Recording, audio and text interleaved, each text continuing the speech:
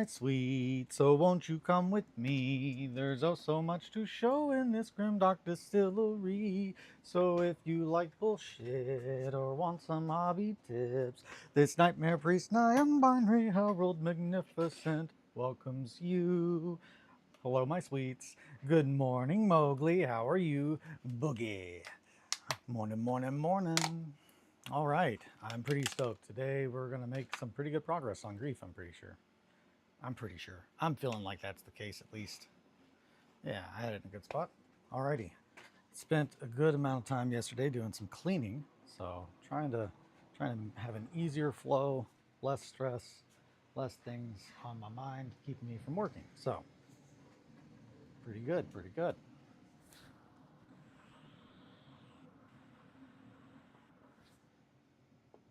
So let's get to work on some grief. Made a lot of progress on the 21 models. Good morning, Possum. Good to see you. Good to see you. I'm gonna need some tweezers. Just grab a couple. Yeah.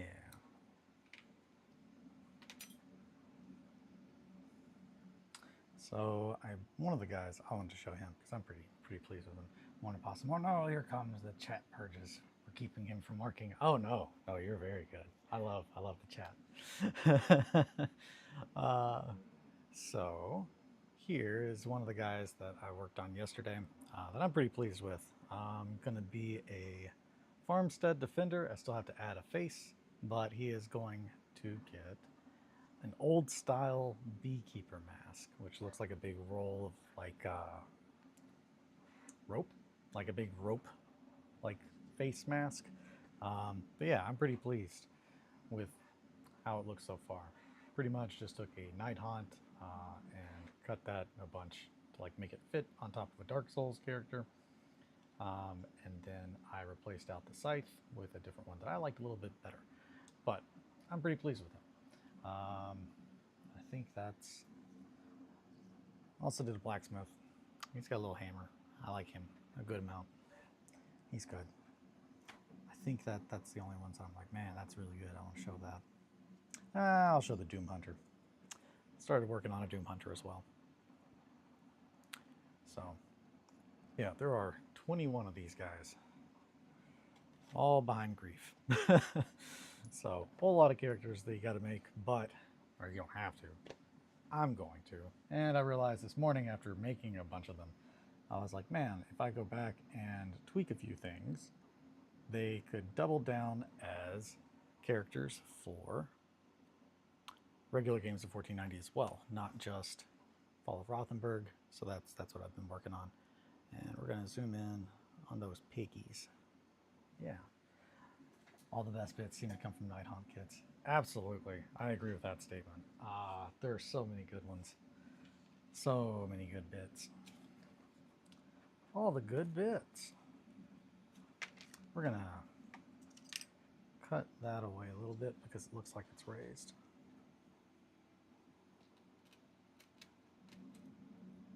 And we don't want that. Real crunchy. It's all the super glue, isn't it? It is. Just facts.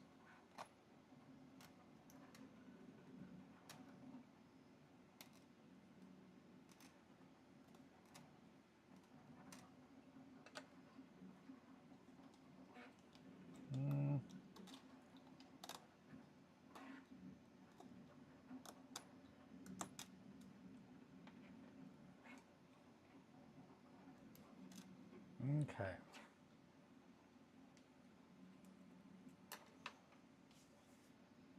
Let's get to it. So we want to wrap these little leggies up now. Gots to get these griefy leggies wrapped up. I'm gonna turn this towards me for a second. That way I can cut a little bit more of that at a better angle.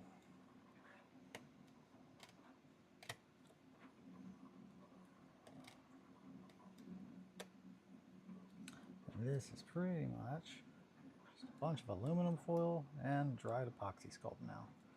Means it's pretty easy to cut. Oh boy. Hope everybody had a good rest of their day. I think it's the Bladegeist Revenants, but I always see the swords on Ingramson's conversion in there. Yeah, no, I love the Bladegeists. Bladegeists are really good. Their blades are definitely really good for like relic blades.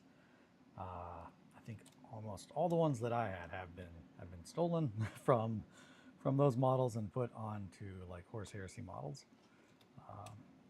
They really look good as like Tyrannic greatswords, I think, just because they look like a very large claymore, but not too big, especially in a Astartes hands. The Astartes. There we go. Today's going good so far. Well, good. That's good. That's what I like to hear.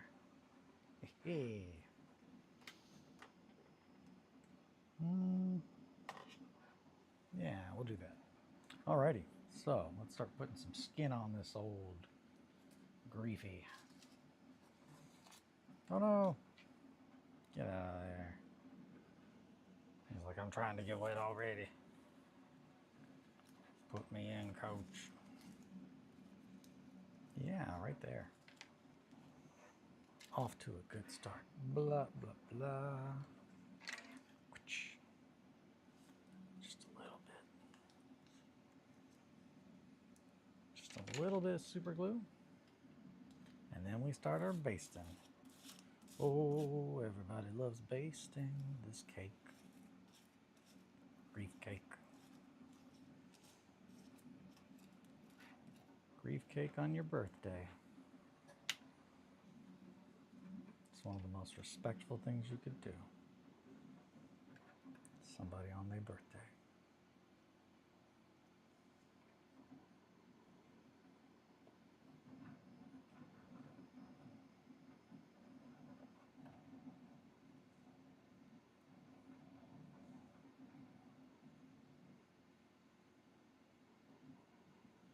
Alrighty. Pushing that down in between the little leg grooves. No. Come on, Grief. Do the thing.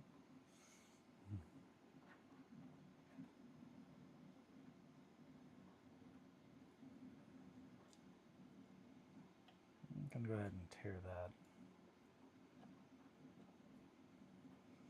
Go ahead and just push it in. There we go.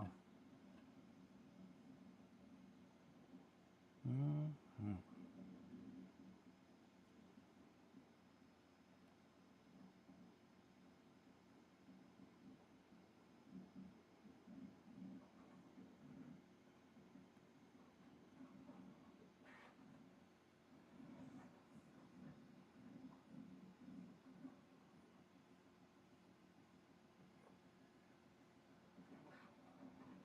All right. Let's switch to the other ones. I like these better. Just push that in there.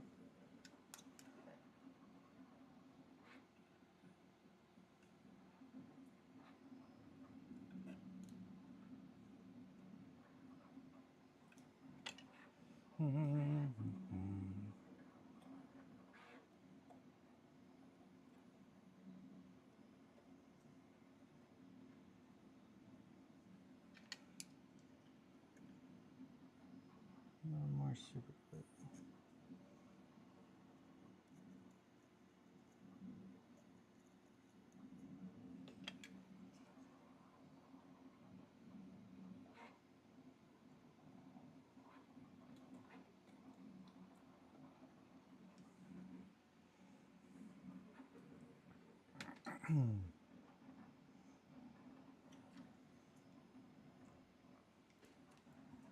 Cheeseburger. Oh, okay. You're finding meal. What is it? Oh, man. Good morning, Roz. That's a very good question. Ah, shit. I only get one more meal. Only one more meal. What do I want it to be? Man, that's a hard question. Sushi might like sushi might be it. I might want sushi as my final meal. That's hard. That's a hard question. Good morning, Roz. Oh no, there's so much super glue coming out of here. Oh, jeez. Oh, jeez. You get sides. Okay. Ooh, this is just getting harder and harder. Shit. I don't know. Oh man, I'm gonna have to think about that. That's a hard one. I didn't know there was gonna be a test.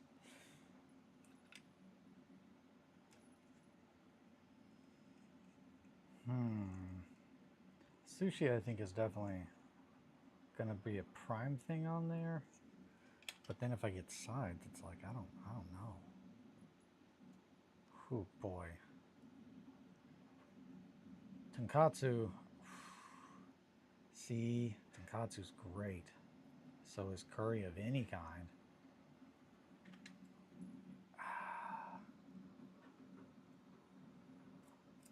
I'll go with, yeah. I'll go with like probably bulgogi and some sushi. That would probably be, if I'm like, man, I'm gonna die. Oh shit, actually, I don't know. Man. There is a Cuban food truck that honestly, their Cubano might be the last thing I want to eat. And like they have these churros that, what are you washing it down with? Oh, Coke Zero. Yeah. Proud sponsor of the Grimdark Distillery. Coke Zero, as everyone knows. Big friends. They're not sponsors. I love Coke Zero though. It's great. Sometimes you're just like, man, I really want a Coke. And you're just like, black coffee. Ugh, a cheeseburger and black coffee, Roz? Really? I'm not judging. But that hurts, like, physically to think about for me.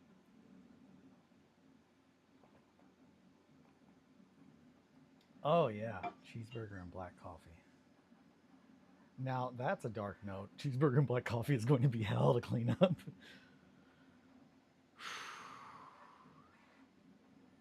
I had it for breakfast last Thursday at Denny's. Okay, well, now that I know that you've got facts to back up this claim, I will say, Roz, I am thinking about it now, and I'm like, so it's essentially the cheeseburger is like a breakfast cheeseburger, which I do like. The difference between a breakfast cheeseburger and a regular cheeseburger is the time that you have it. Dude, Denny's, I have such a love-hate relationship with Denny's, and Kelly hates it because Kelly loves Denny's, but I think I went to Denny's way too much in such a short period of time that I'm just like, if I never go to Denny's again, I think I'm okay. It's a sad, my drink of choice would be strawberry lemonade.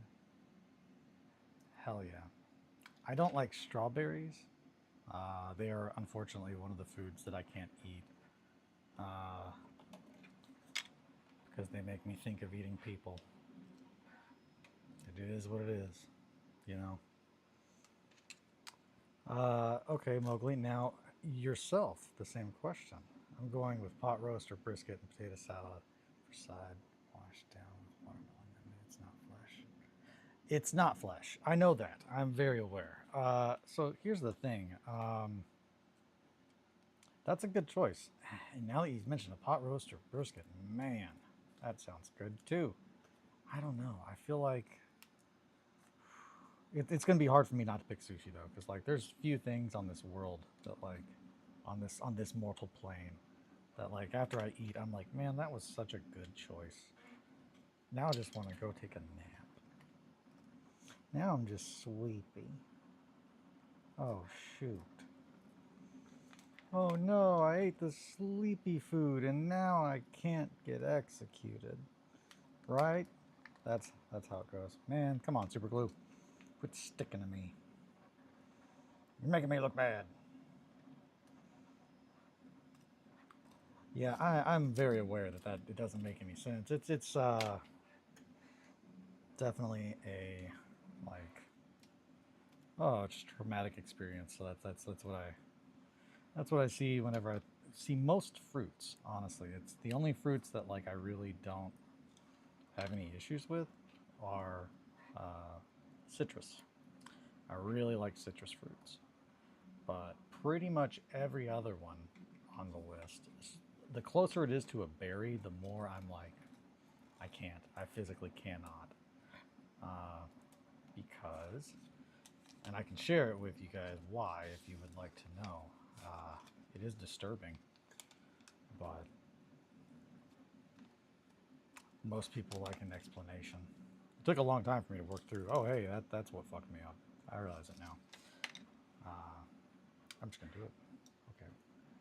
It's delicious strawberries. I'm either going with tasty food or really messy food, dude. Then clean up like 30 Taco Bell tacos. Oh God. Ooh. Just to be a little bit inconsiderate. You like citrus because it's like ripping the flesh off and then eating it. That's it. You got it. No, honestly, I don't know. There's just a difference. It's I think, yeah, yeah. Actually, you're probably right. It's because you don't eat the rind.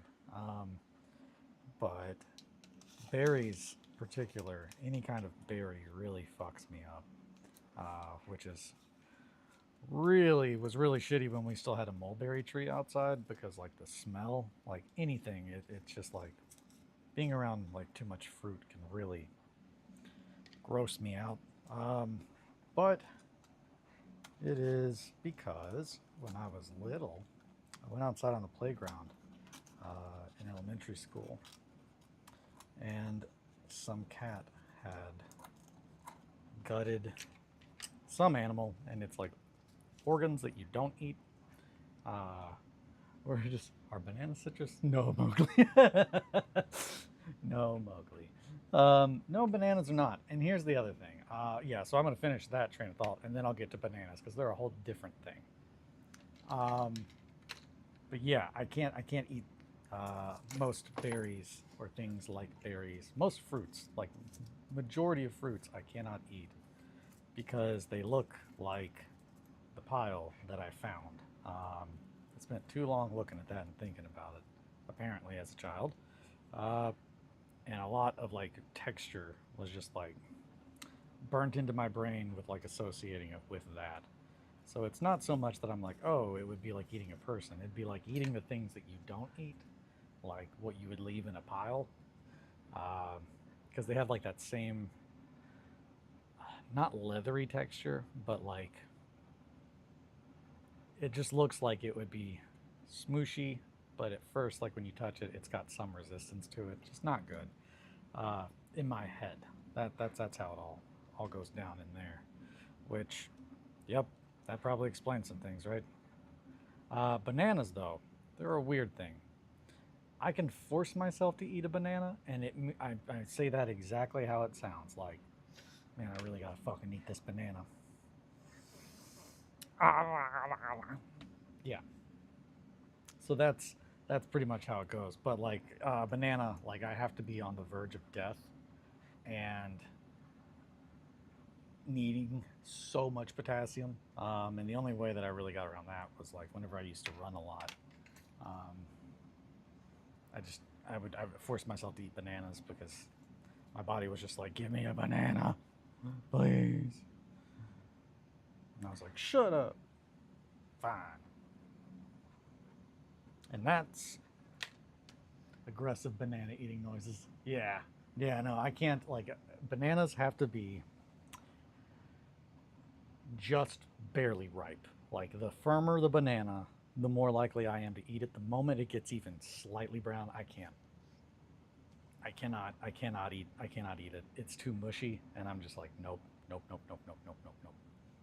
I like a firm banana. I don't like a firm banana. I can make myself eat a firm banana. That's a better, more accurate statement. Uh, but I cannot eat a soft banana. No soft bananas for this boy. Ooh. Yeah, every bit of this is just very upsetting things to say, I'm sure, or hear. So it is what it is, you know. I love bananas in cereal. So yeah, Kelly loves bananas. Possum said citrus had flesh. I was joking because bananas have flesh. They do have flesh. I really like, and this is a little tie-in with bananas. I really like in Sekiro, there's the monkey booze. And I like it especially because it's got like a little bit of learning fact, where it's just like sometimes monkeys hide fruit in trees to like go back and eat later, and then they forget about them, and they end up fermenting.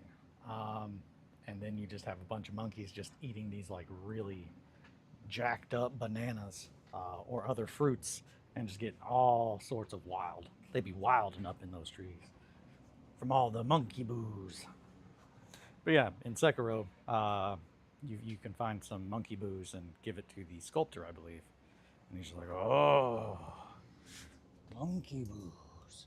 But like he won't take any of the other kind of booze. So yeah, Greedlin I don't think likes the Sigourney wig anymore. This is now the third time today I've picked it back up, so I'm not putting it back on. I don't think Greedlin wants it anymore. I'm getting that impression.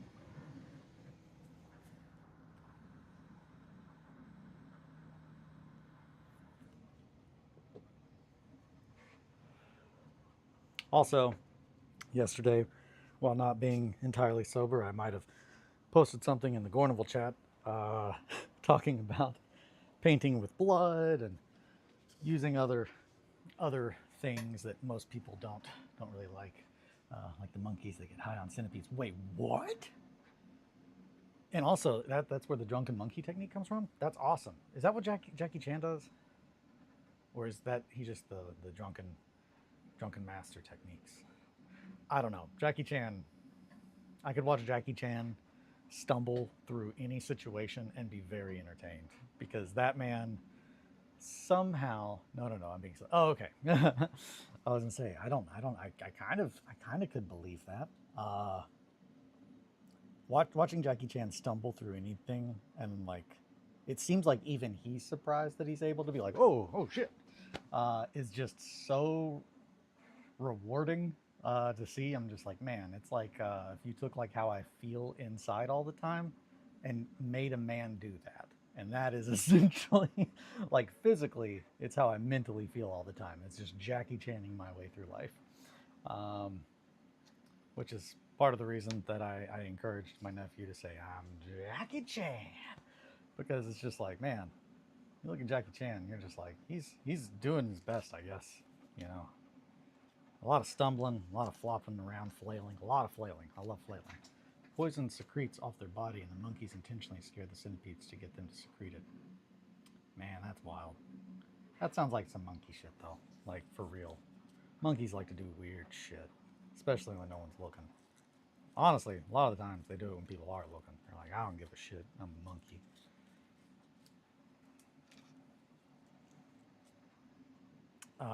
When we went to, I want to say the New York City Zoo or the Central Park Zoo,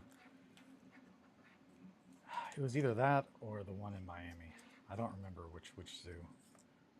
It might have been the one in Miami. They also run their fur with the poison to keep bugs off. That's awesome. Stone Date Theory has to be true.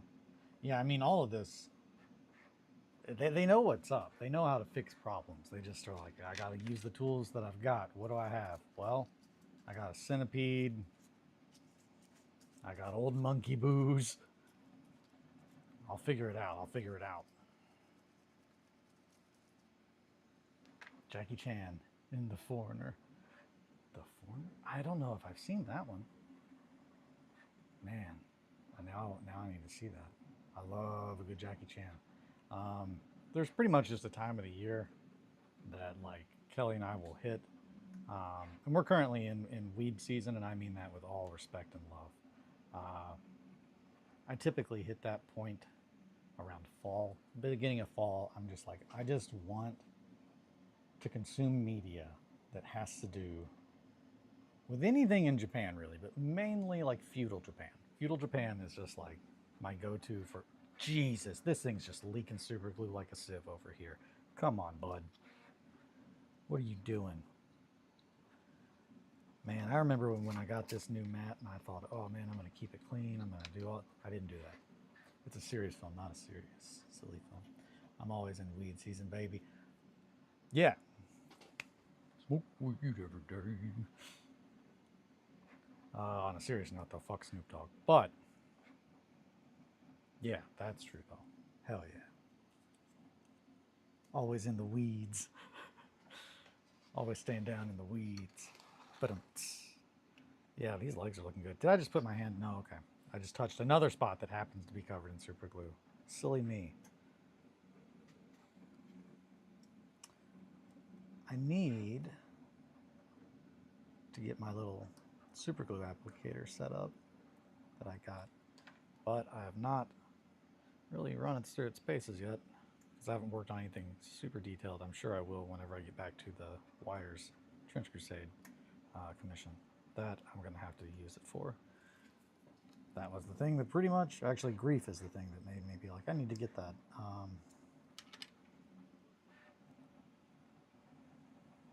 So we're going to snip these little piggy spots.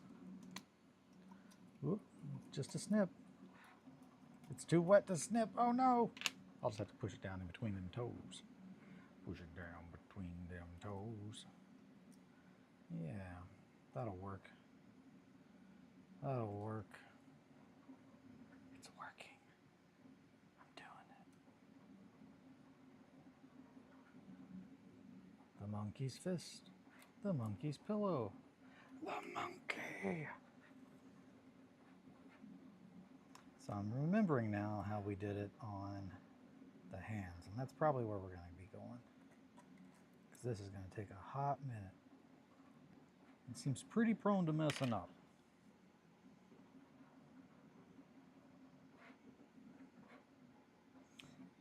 That's actually looking really gnarly already. It's a serious film, not a silly film. There is another film that my buddy Alan really liked when we were younger. He really recommended, called, I want to say it's Spring, Summer, Winter, or Spring, Summer, Fall, Winter, and Spring. But I know it's like a romantic drama, but it's mainly about like a Buddhist. It echoes a lot of like Buddhist teachings, that kind of stuff. Those are the central themes. I have not seen it, but it's on my list of like, I should watch that. Love a good Buddhism film. Love, really, Buddhism, but I digress.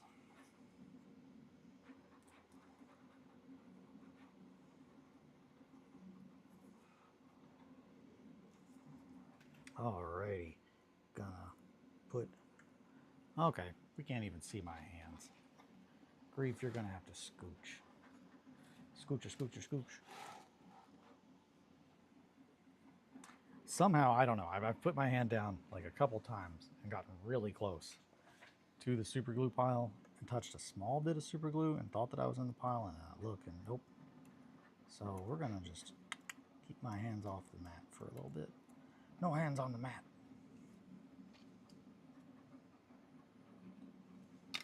Alrighty. Alrighty. Right in there. Beep. Boop. Bop.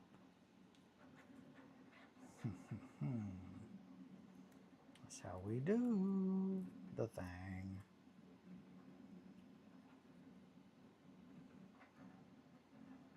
Yeah. It's working. Power overwhelming.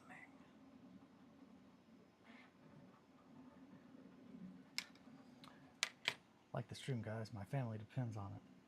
That is true. Mowgli's family. That is all back there with Mowgli, of course, behind the cabinets. Using my internet. It's fine. It's fine. I'm sure that has to have impact on like the stream quality, but it's cool. It's cool. But yeah, that would be appreciated. I'm really trying not to. I don't want to be that guy. Like and subscribe, because everyone is annoyed by that kind of shit. But it does make a difference. So I do really appreciate it. That's, yeah, like I really would like to have the ability for people to donate and stuff if they want to, and that way I don't have to like recommend them, oh yeah, go to my other site, but I don't even have access to the tools yet because I do not have enough subscribers. Like that's something that they don't give you until you get, I think, 1,000 subscribers. And I'm at like 215, 214, right around there. Now, hours watched. That is why I think I'm popping up on people's home feeds, is because I have a lot of hours consecutively watched thanks to you guys, and that it really, it makes, again, the fact that you gain anything out of this is really, that's all I need. But as far as being able to do this and at the same time and stuff, I do absolutely need to get the ball rolling. Oh boy. But we're also getting real close with that. I fixed, I'll show this real quick. I'm really pretty pleased with how it's turned out. We had a little bit of a fuck up yesterday, but I think we turned it around and I'm much happier with my decision. This son of a bitch. Not the hair. The hair's fine. I'm gonna throw that hair away. It's too much of a ball. But this little screw always falls out of my seat. And I gotta put it back in. But yeah, the board for 1490. Yesterday I varnished that with matte varnish, and it started to frost. And I did not like that. So I was like, okay, how do I save it? Well, in order to stop varnish from frosting, often you need to hit it with a different kind of varnish. But that's what I did. I pretty much used gloss varnish over top of it, which kept it from the frosting from really being prominent. The glare is kind of a little intense on here, but it looks very wet, very muddy. It looks, let me see, there's a top down. Yeah, just looks wet. So I'm really happy with that. Kind of get another picture in the little screen. But I'm really happy with how it looks so far. And placing the buildings on there, they look absolutely sick. So really pleased with how that turned out. Ba-da-bow. Get some wah-wah. Oh yeah, I've got coffee. Coffee.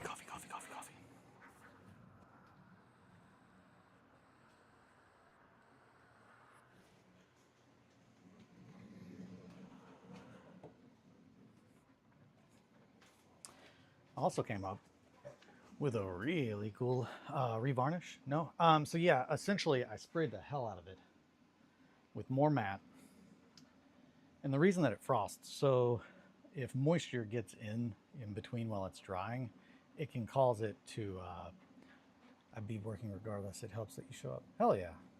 Also, when we drop some light. Okay. Also, when we drop some light. Revarnish, no? Yes. Yes, no, thank you. When we have frosting, it is due to moisture getting trapped in that layer. So it creates almost like a little like crystal almost.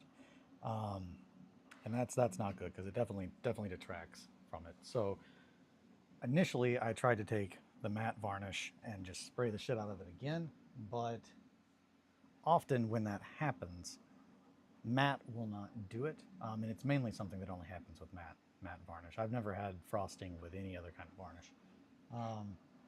So pretty much after that, I just went in and hosed it down with gloss.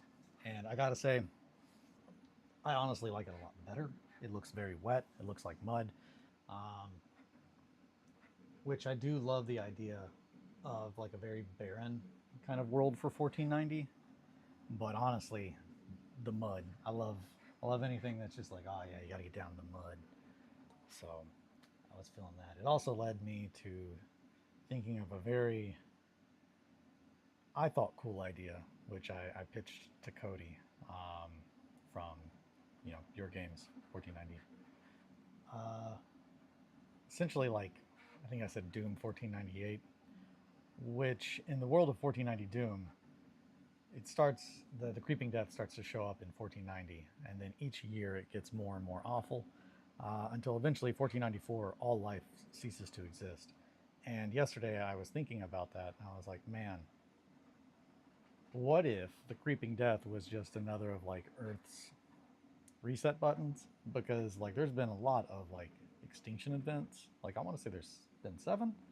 What if the creeping death was just like the one that humanity was around for, or kind of caused? Who's to say? And then life just kind of resets. 1940 Doom. Yeah, 1940 Doom. That's even better, actually, because then, yeah, no, hell yeah, possum. That's even better, because it's a better time. So like, I went with 1498 because it's a 4-year period and then 4 years later. But 1940, 940 Doom. Either, yeah, honestly, either of those would work. Uh, but it just needs to be in an amount of time that the world would start to like make life again. Um, and I was just thinking, man, how do you get, you know, not more bang for your buck, but like, I really like this board. What other kind of games could I play on it? And it's just like, well, what if I worked on something that is post all death of, life as we know it, but then the world starts back up, as it is typically wont to do, and we get a awful biological bloom. And Cody was like, "What would that look like?" And I'm imagining essentially everything that was around just gets, it devolves into just a mess, and life springs from that. And I was thinking that life would take the form of just a horrible. It's kind of like steampunk mechs. I was thinking more of just bio monstrosities, just like life that has varying levels of like intelligence and sentience, but is like a horrible amalgamation of just corpses, bones, metal, dirt, rock. Just like essentially the world itself is just like making new things from like this, like just mess of what was left over at the end. Uh, so yeah, just a lot of awful bio monsters that just. I was thinking about that. I feel like that'd be a really cool idea to pursue. But yeah, it would probably realistically be much closer to.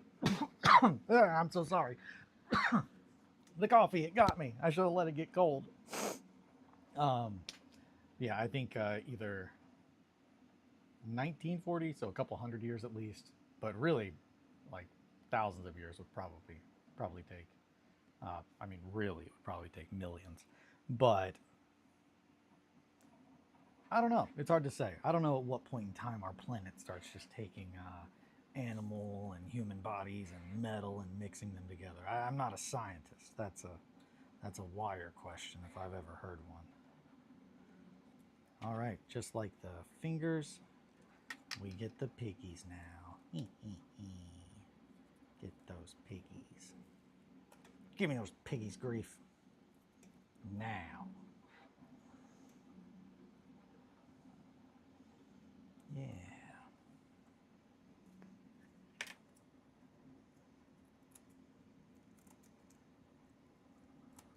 Grief's just like, I don't know about this, man.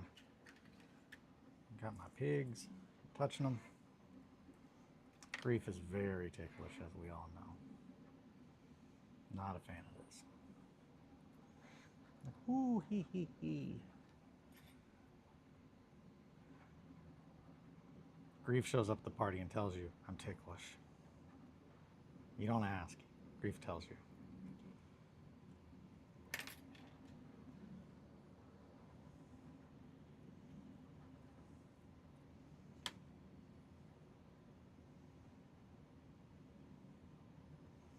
Alrighty. It's sad. I'm incapable of being tickled. It's sad. Like, you're not ticklish? Like, at all? Or, like, it just doesn't go well? Because I'm extremely ticklish. Like, at all. Oh, wow. That is sad, Mowgli. We'll figure something out. Don't worry. We'll tickle you. That's, I don't know. Yeah. We'll find a way to tickle you, Mowgli. Don't you worry. Get in there. Come on.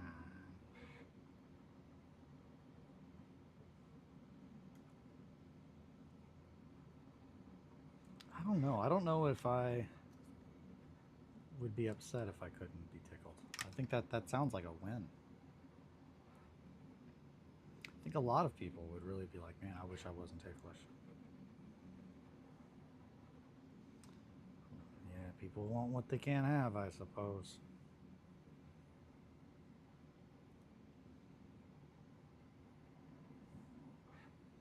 All right, Grief. It's time to do the thing. So I'm gonna need you to cooperate with me.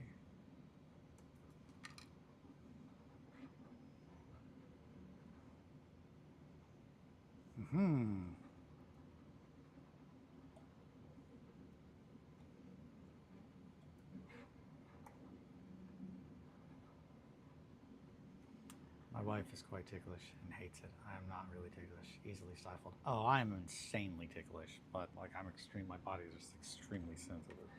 Oh boy, I hate being tickled. Like, we have a very strict no tickling rule in this house. Always have. Very much like scaring.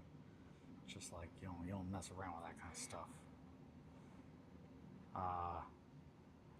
And to be fair, I mean it's very much like it's not. I'm not choosing to be this ticklish. At one point in time, someone snuck up behind me and tickled me, and I did the whole like that, and accidentally like almost broke their nose. And it's just like that. You don't want that to happen. Don't sneak up behind people and tickle them, unless they're like paying you off of like Craigslist, like because there's a lot of people like that out there. They're like, I want someone to chase me. I don't want to like know what you look like. I just want to like find out that someone's chasing me. A lot of fun stuff like that. Yeah, my girl will kill me. She hates it, but she's extremely ticklish. Yeah, I'm definitely more ticklish. That sounds like a kink. Oh, it absolutely has to be. I'm thinking. I can't stress enough the amount of really fun things that I've just found on Craigslist. That I'm like, wow, huh? Maybe I'm not so strange. There's a lot, but for a while, I got really into looking at the free stuff on Craigslist. My favorite, to keep people from tickling. This is absolutely propaganda to keep people from tickling me, or to get people to tickle me. I can't stress enough. That's not it. Do not tickle me. Come tickle me, possible. See, this is the kind of community that this is what the world needs. Solving the real problems. People willing to put in the time to figure out how to make Mowgli ticklish again. You know, helping Possum write down his prophetic dreams. Minister, more slop for the slopaganda posters. Yesterday, I commented on the thing in the Gornival chat that I'm in about painting. Hi, Marco. Oh my goodness, what a good little peep. Peep. I commented on that. Someone talked about using skin on their models, and I was like, man. Or first, I think I said no skin shaming. Like, there's a whole tab I've got that just says skins, and it's just like you wouldn't be surprised how many people, after seeing all the things that like my tabs say, I've been seeing what's in them, and they're just like, what's in the skin one? It's just like skins. Why would you why would you think anything other than skins? It says it on the tab. It's like you'd be surprised how many people don't like the answer to that question. Honey, what are you screaming about? You want to say hi? Okay, I'll pick you up. Come here. Oh, you're gonna run, huh? She says, you gotta catch me. Okay. I caught you. Hi everybody, welcome to the Jumbo Show. A boop, a boop, a boop, a boop, a boop, a boop, a boop. Boop, a boop, a boop, a boop, a boop, a boop, a boop. Okay. You smell very good. Like a baby. There you go. Speaking of that, I have an amazing picture to show of Margot. If you're ever wondering, hey, how over the top is Margot? 12 out of 10. She's what you get when you never tell a child no, ever. Ever. But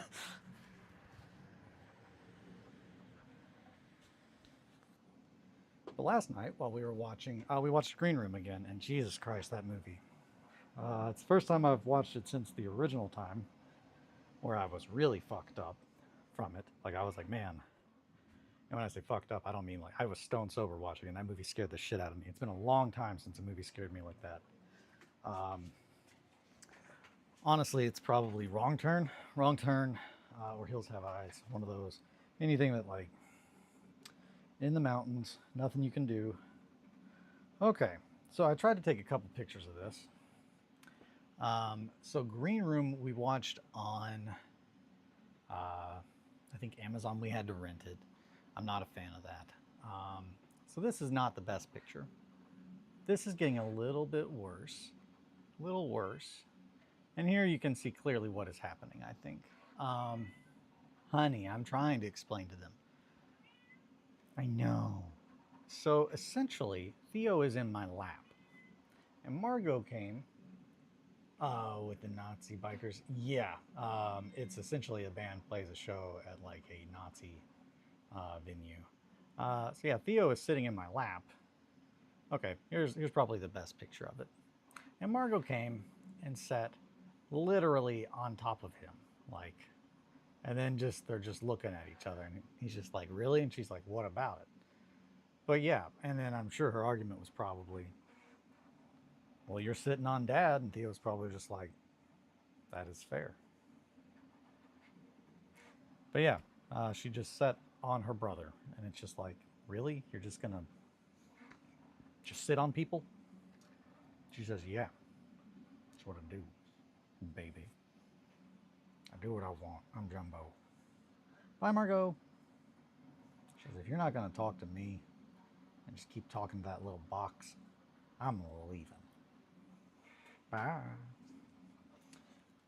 So yeah, I was in the Gornival talking about blood, talking about skins, and then eventually I was just like, yeah, painting with blood is not really worth the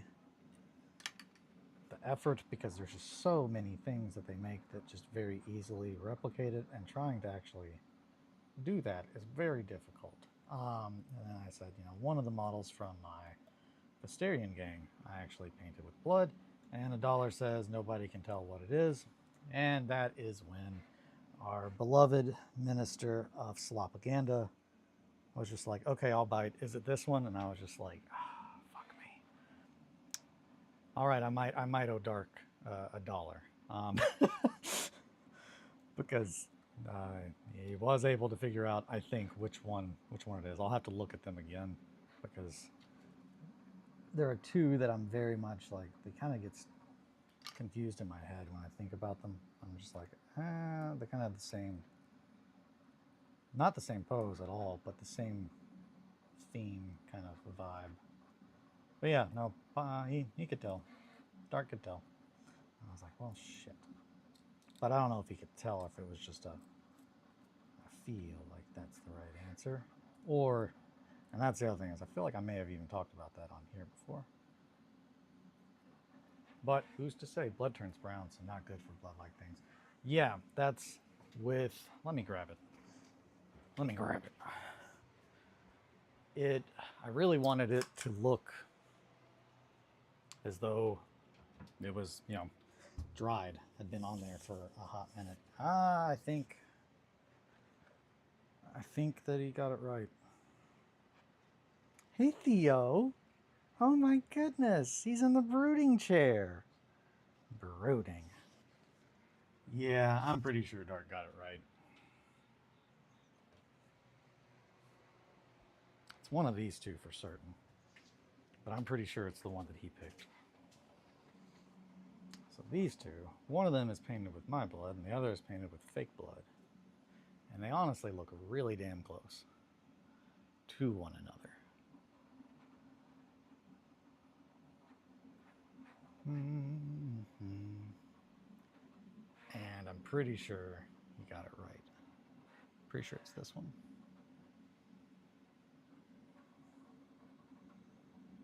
Yeah, it's this one. He was right.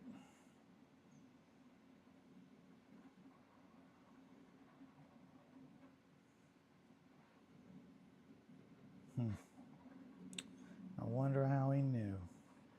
I don't know. I don't know. Pretty suspicious. Right, the left is real. Right is super vibrant. Yeah, I guess you're right. So yeah, the left. Maybe I'm wrong. Yeah. Maybe I'm wrong. Maybe it is worth. Huh. Yeah. All right. Well, I can't argue with that. I was proven wrong. In my defense, I wasn't sober when I made the claim that no one could tell. Sober me also doesn't know if, without having them lined up, if you'd be, you all can probably tell. Shit. I owe Dark $1. Margaret said $1, eh?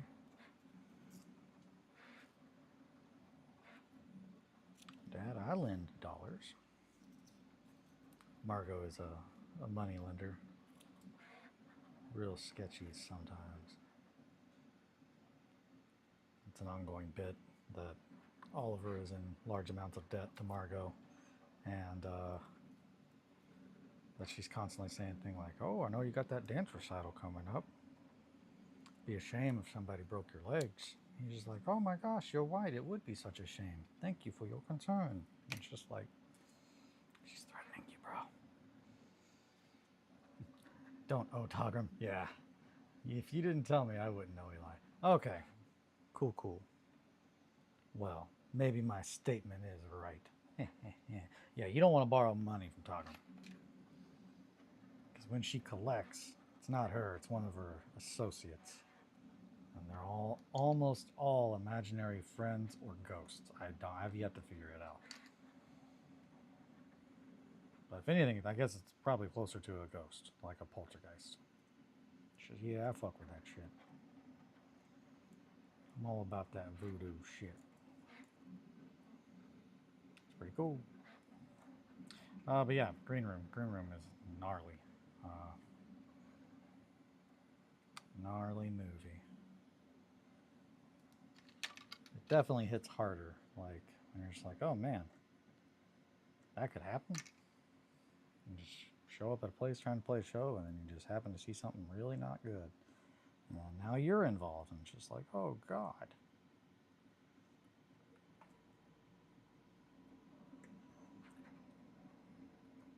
I've talked about this though before.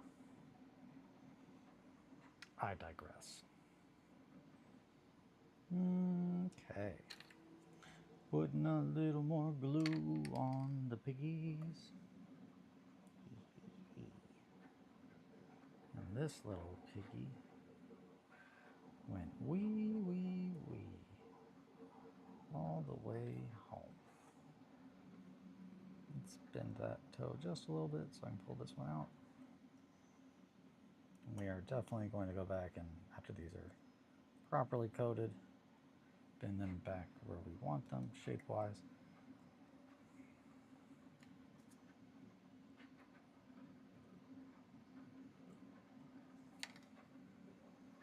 But not yet.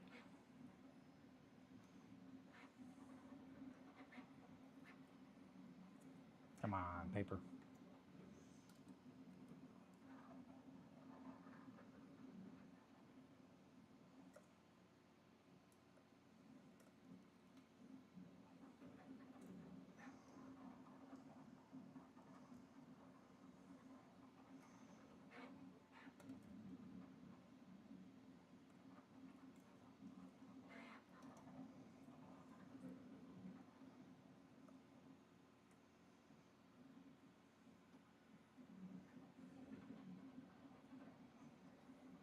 Okay, really? We're just gonna do it. Pet cemetery. Ooh. I want to owe Margo money. Like Gremlin, she multiplies with water. Yes, those little balls would be best way to go out. Just pop, pop, pop, pop, pop, pop, pop, pop, pop, pop, pop, pop, pop. Just the slowest, like, mauling. The slowest, softest mauling. It would take so long.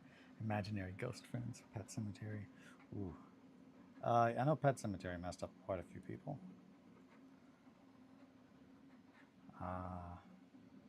Yeah, Margo will get you.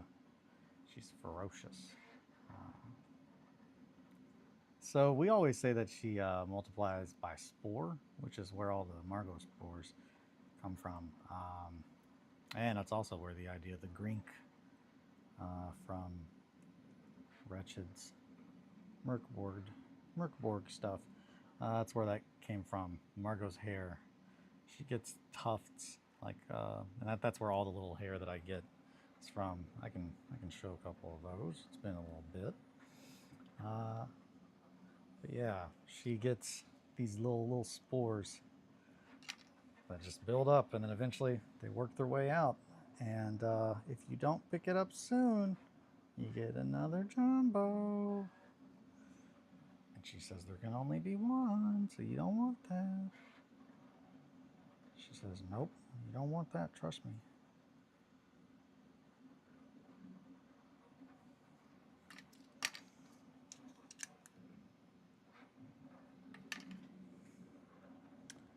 Alrighty, Gremlins. So I'm under the belief that Gremlins is a Christmas movie. I don't know if anyone else is in that school of thought.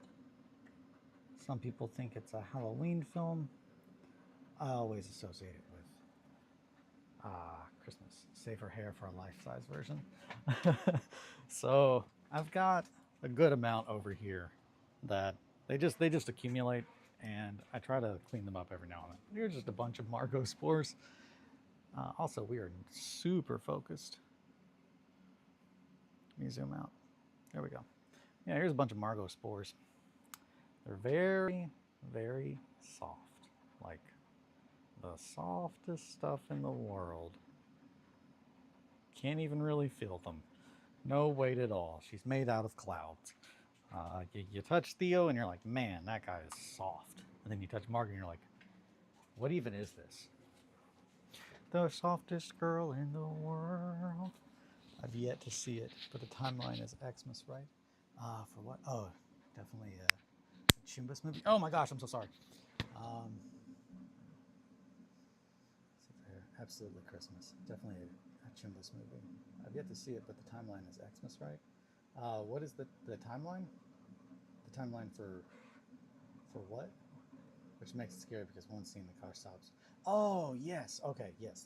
Gremlins. We're talking about Gremlins. Also, hey, Johnny boy. What up? I am going to go pee. I'll be right back. But first, I gotta deal with this coffee.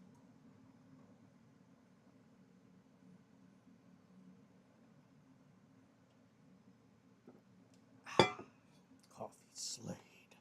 All right. I'll be right back, guys.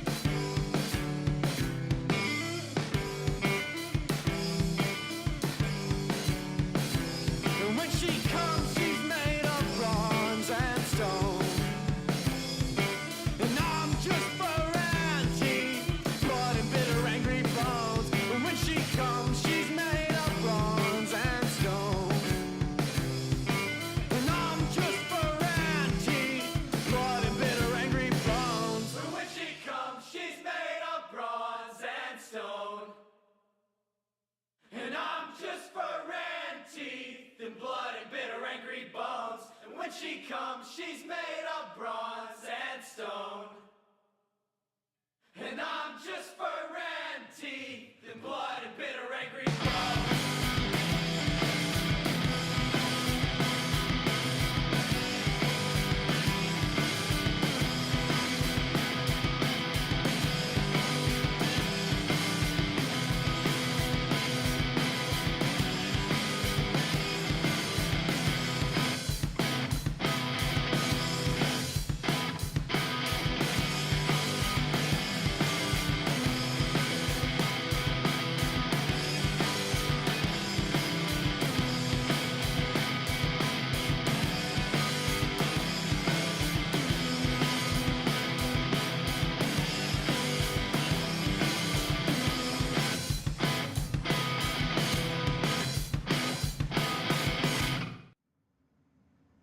Alrighty, and we're back. Damn, first, these are good whole gems. Thank you. First time hearing vocals, I'm in love. Oh, thanks. The name of the band, the best part. Oh, no, yeah, I realized, hey, it's kind of dumb of me to be like, I need to make some music. And just like, I have a lot of music already that I've already made that's just like not doing anything with. And I think it would be pretty good for some hold and intro stuff. But yeah, that's my old band, Fur and Teeth. I did guitar and sang, and my buddy Sean played drums. I have not done anything with like vocals since that, other than like silly stuff, like well, not silly stuff entirely, but been working on some King Piss stuff, which is much more rap, so that doesn't really count. I guess it kind of counts. And then, okay, I'm gonna have to deal with these piggies in a certain order, that's for sure. Yeah, that fucked. Since you rapped on stream. Yeah, since I rapped on stream. Also, yeah, that's me constantly. I don't make any content. What about all the content you make on stream? I don't make any other content other than all that. I haven't done any vocals since I rapped on stream. But yeah, I had a lot of fun with Fern Teeth. It was a very, very fun band. I did How to Sculpt for Nick, Modern Synthesist, Mr. Pink, which was very fun. I just came up with this really, really silly little piano bit, and then one day, after going back and forth on like what he was wanting it to sound like a couple times, I was like, I'm just gonna do full Tim Curry mode, and yeah, that turns out to be exactly what he wanted. So whenever I would ask, I was like, "What do you want it to sound?" He's like, it needs to be sleazier, like a real shady, like motel bar kind of singer." And I was like, "Okay." Tim Curry's the only thing that comes to mind. I don't know why. Ooh, baby, how to sculpt. Yeah.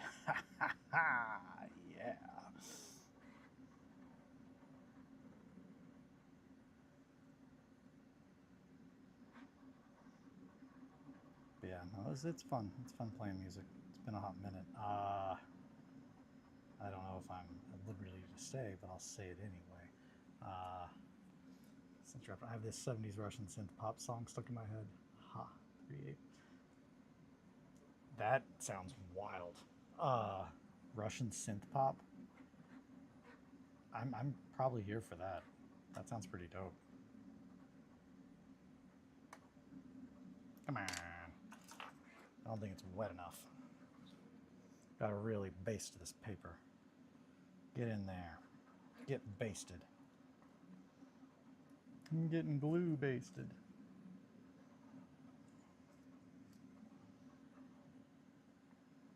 We want it to be real sloppy.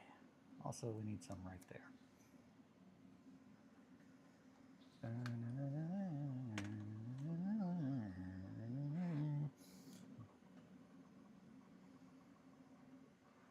Yeah, the full length, just self-titled full length, we never released that on anything other than SoundCloud, I think. But at one point in time, no, it's on like Apple Music, the EP Plateaued on Plummet, which is what Too Good to Forget is on, which is absolutely, I think, the best. Uh, definitely, definitely the thing musically that I am most proud of that I've been a part of is that EP. I really, really loved every bit of writing it, playing it, making it. It was very fun. The full length was definitely closer towards my falling out with music, uh, which I think I've talked about that, but essentially there was a very hot minute that I just did not want to make music because I. It's the same thing with all of my art. It's the idea of other people, them having such an impact on the success of what I do out of what I love, uh, just really made a negative note in my creative space. Um, and then once I got out of that, it was great. But I got out of that because I found Polyphia, and seeing how utterly different they make music to what I was accustomed to, made me want to learn how to play music better and to play music again. So that is part of the reason they are my favorite band. Come on, piggies. Give me that.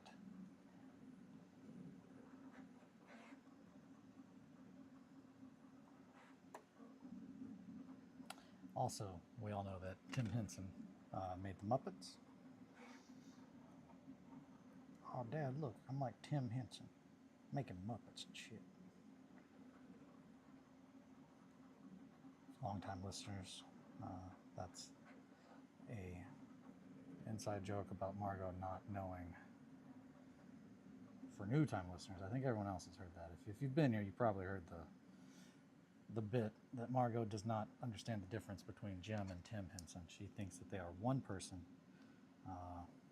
So the vocalist, or not the vocalist, they're an instrumental band. The guitarist from Polyphia also made the Muppets, the Labyrinth, all those things. Sesame Street, Big Bird, and just kind of alternating his name between Jim and Tim. None of this is true. Yeah, the full length is not on Spotify. It's only on, I think, SoundCloud. The EP is on Spotify, Apple Music, iTunes, all that stuff. And I've got a box of CDs somewhere around here that anytime I mail something to somebody, I try to throw one of those in there because Sean and I are the absolute, we were, in when our powers combined, we became the single worst salesman you've ever met in your life. We would just sit with our box of EPs that said like $5 on it, and just look kind of unapproachable, just kind of grumpy, and that was just part of the vibe. So people who really liked our sets would typically come play, but we did not chase people to make them want to buy our stuff. Fur and teeth, baby. But yeah, no, Plateau Deployment was very, very fun to write. Very fun. It was right around the time when I first moved out, so it was kind of like a coming of age album. Also had a lot of real sad parts that are presented in very happy parts. Heavy hearts, happy feet.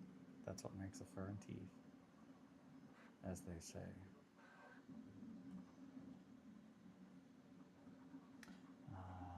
Possum, please spell it out. I'm trying to find it in Brain Too Tired. Fur and teeth. Labyrinth scared the piss out of me when I was a kid. Oh man, I love the Labyrinth. That was me sitting at my friend's merch table, but there was a chair and I was very tired. Yeah. Often we were just because that's it. Like typically, like we would ask to play first. The worst thing would be like when you headline somewhere, because it's just like, God, I've been here this whole time, and by the time that you go to like play, you're just so tired. So we often were just like, can we just play first and then we'll just chill for a little bit and then leave?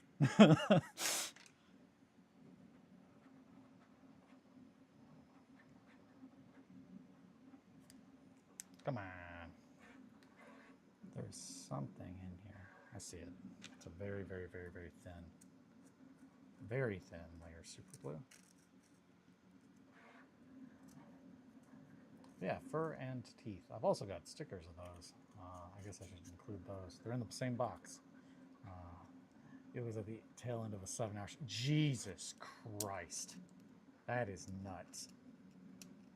Yeah, like also the entire like reason that like Sean and I wanted to make fur and teeth is that we wanted something that felt like we went to church like after just fully exhausted, like and we often when doing sets we would we did it a couple times, just like do we want a marathon or do we just, you know, but marathoning was when we would just play the entire set with no stops. So it's just 30 minutes straight of just the EP from start to finish, because it's so exhausting. But you're just like, man, hell yeah, just fun. It's very fun. Fur and Teeth was my band that I was in that was just like for us. As in just for us to play music, and if people wanted to listen, they're welcome to, but it was mainly just we just wanted to play some real fun stuff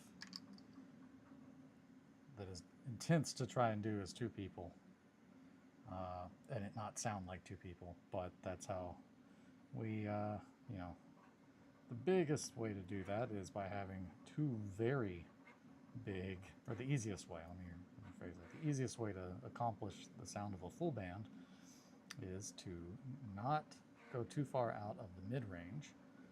So almost everything that I wrote guitar-wise was right in the middle of the neck.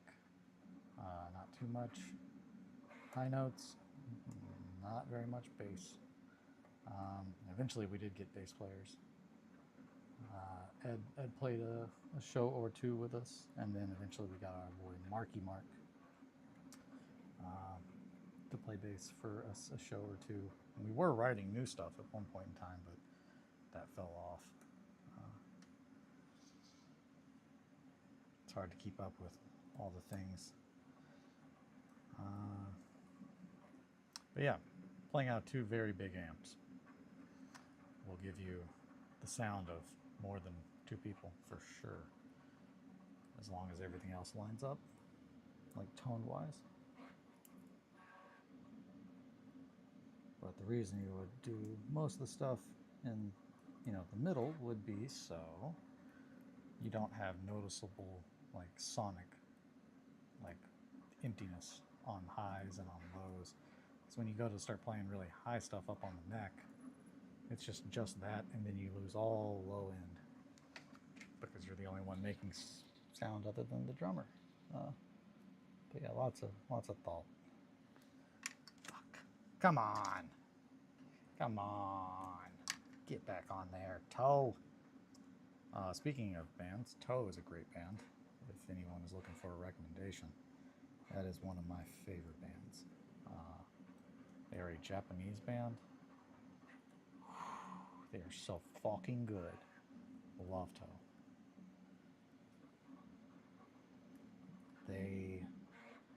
Some of the best stuff they have, in my opinion, is with their vocals, because they are a mix of Japanese and almost like broken English. And given that most of their lyrical content deals a lot with like not being able to like explain how you're feeling or being caught up in your own head, and it's got to be intentional, but the broken English just absolutely makes it so much more impactful, I think. It really makes it resonate.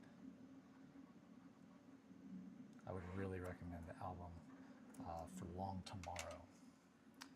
That definitely is one that I've listened to a long time while hobbying, but also just it's just such a good. The closest way to explain them would be jazz rock almost, very mathy, but jazz is very clearly one of the absolute biggest influences.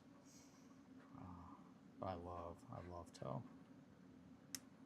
I would love to see them at some point in time. Last time I think they came here, I just missed seeing them in New York, but also had to get there. But when they're from Japan, it's kind of hard to be like, well, where would I not go to see them?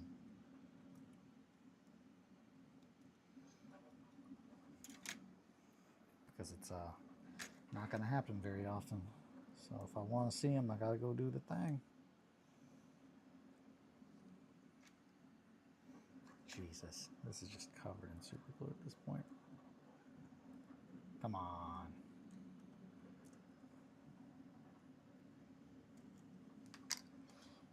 Okay.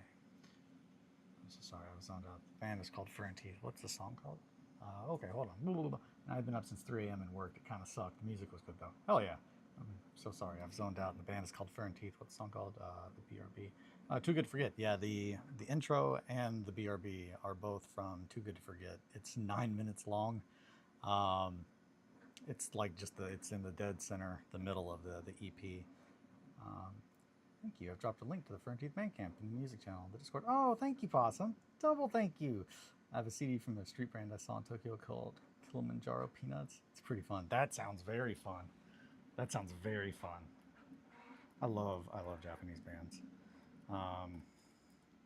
Another one, very, very different vibe, but fuck me, I love this band, and I'm so sad that they're no longer together and they have been broken up since I found out about them.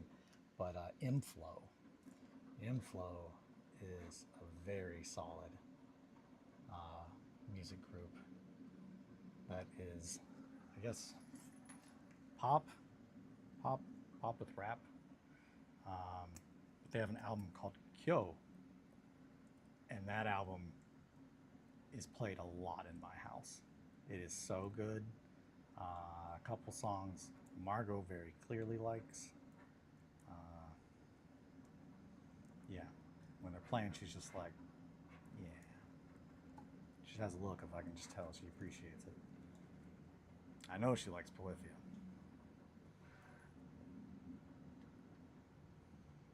And I think it has to do with all the just discordance. I think cats appreciate certain things. And I think the more unusual a sound is, the more they can be like, that's interesting.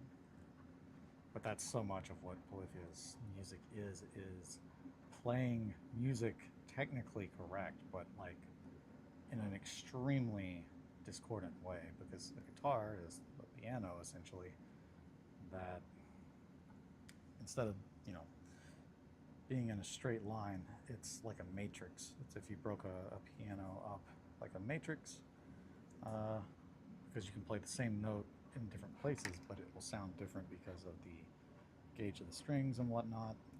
So they do a lot of play with that, where they will be playing in key. However, one of the notes will be 2 octaves higher or lower. It's just very, and then a lot of the guitar is very classical influenced, like classical guitar, which is one of the few things that I absolutely during COVID was like, well, I'm going to spend money on this, was a classical guitar. It was when I was learning music theory, and that was very fun. Sometimes it's just really fun to sit down with that. But Tim Henson had a guitar made based on one that was very similar to something he found on tour in Europe. And it is such a fucking weird guitar, but it is a electric, a semi-hollow electric with nylon strings. So it plays, it feels like an electric guitar, but it sounds like a classical. And that is after he had his model, his like signature made, they made another version of it that is not his signature, which his signature is black and has, I think, the Tree of Death like inlays. And I'm not a big fan of signature stuff, but it is dope. So I got the one that it's essentially the same guitar, just different finish. It just looks like a classical, so it's like nice and brown. But that is such a fun guitar to play. It just makes you want to play in a very different way because of how unusual it feels and sounds. And it's very fun. I love playing music. Used to not, but now I do. Thanks, Tim.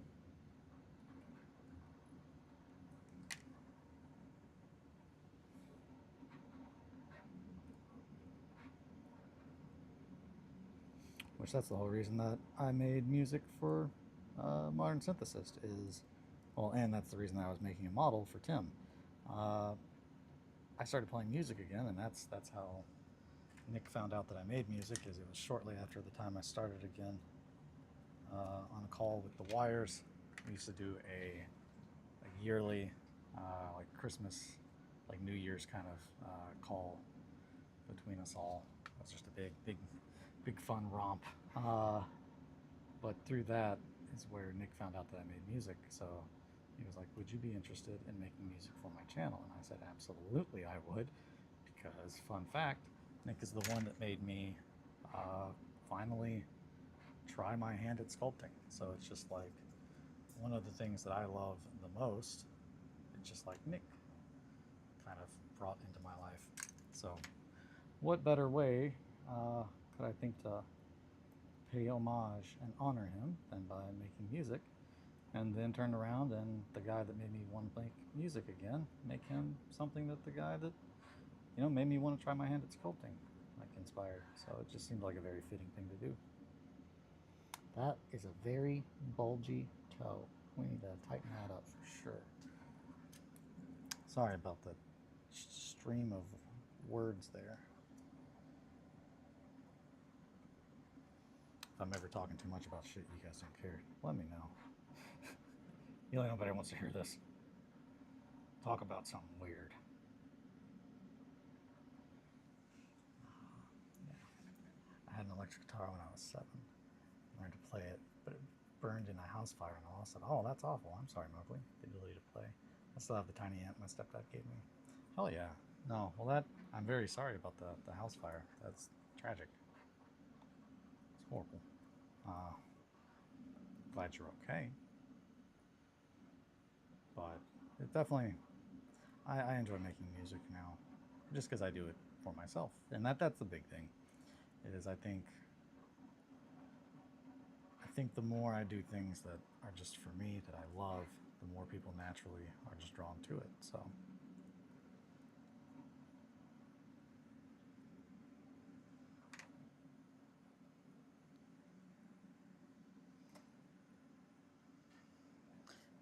They say do what you love and you'll never work a day in your life.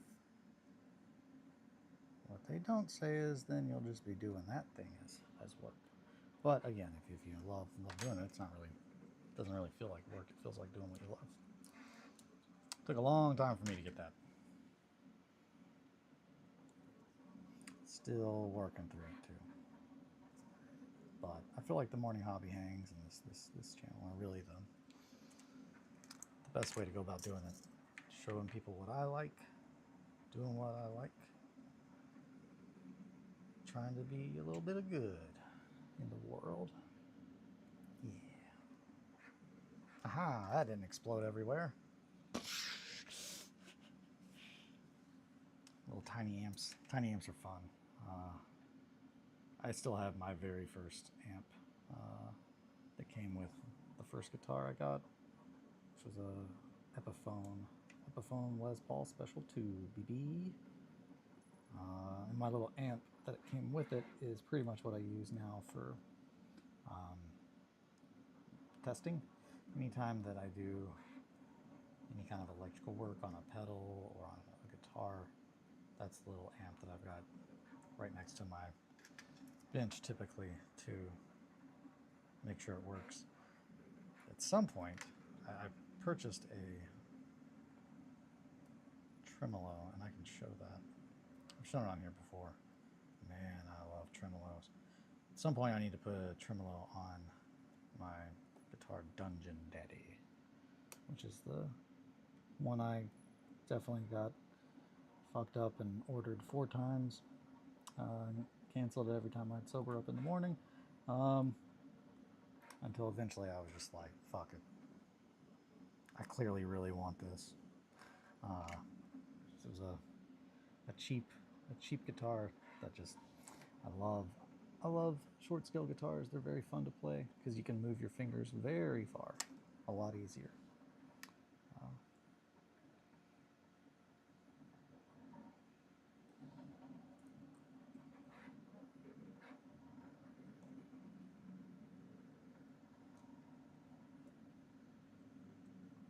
Sorry if the music talk is boring. I don't mean to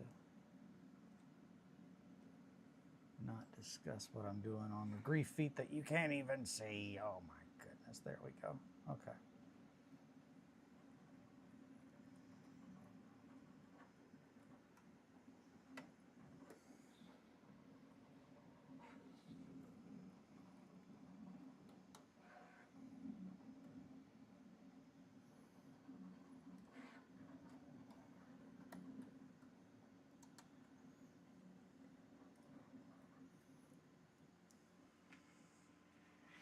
That is awfully good. Wink. It's getting a little bit sloppier. Just a little bit. Gotta slop up these piggies.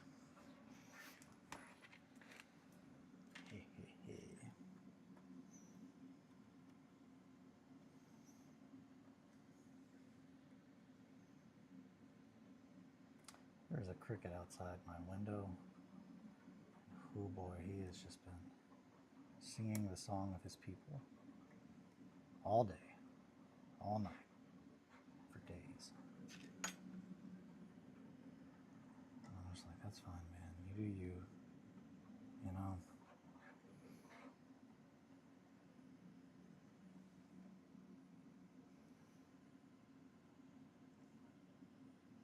Yeah, these toes are awful looking. Oof. It's very bent.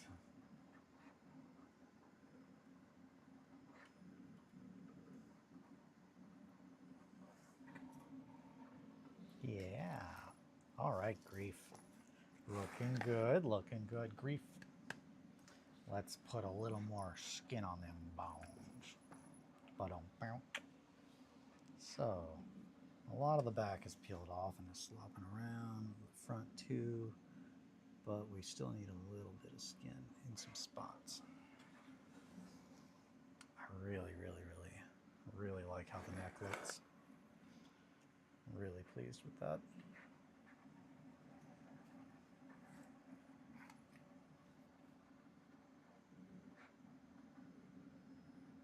It's very gnarly. Yeah, good grief. So spoopy. Yeah.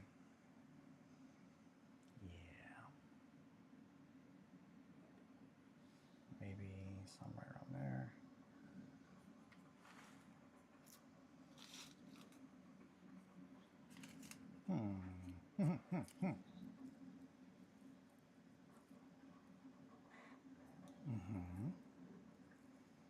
Right there.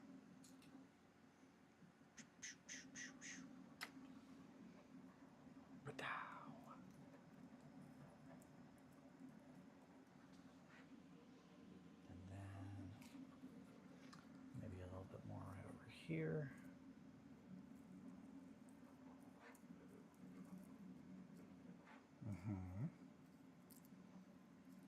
Right there.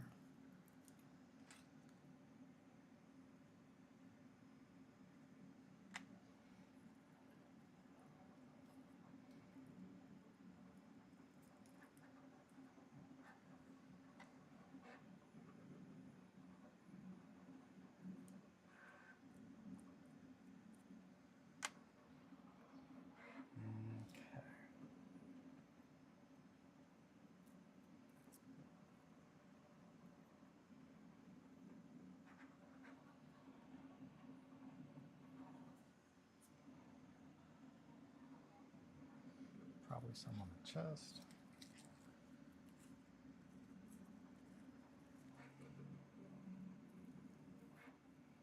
About there. Yeah, right about there.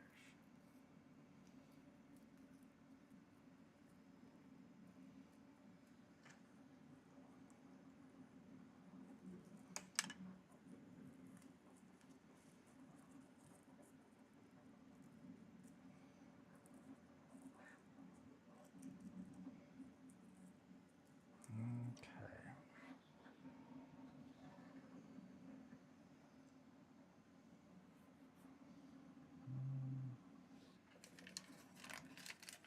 Hmm.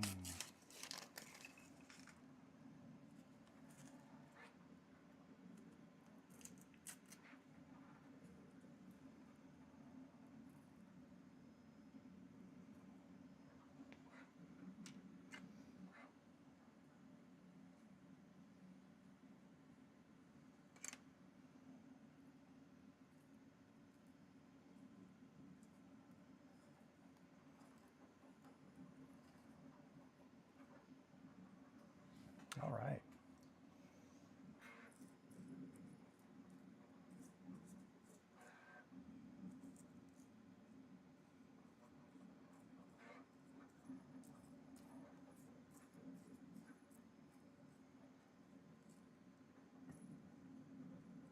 Okay.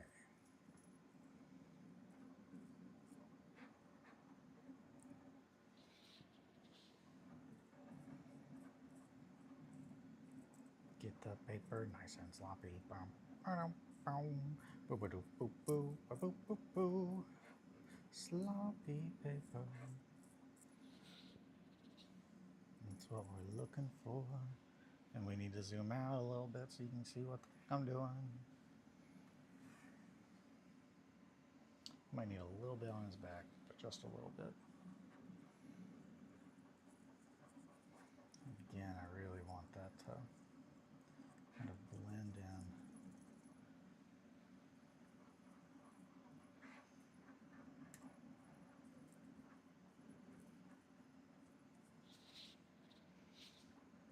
I'm really happy with how Grief is looking. Very, very awful.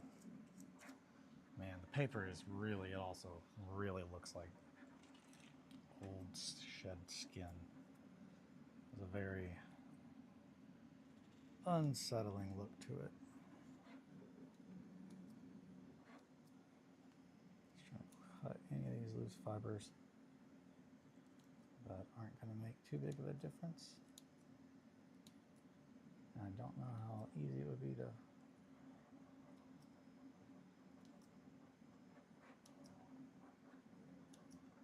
push them down as opposed to just removing them.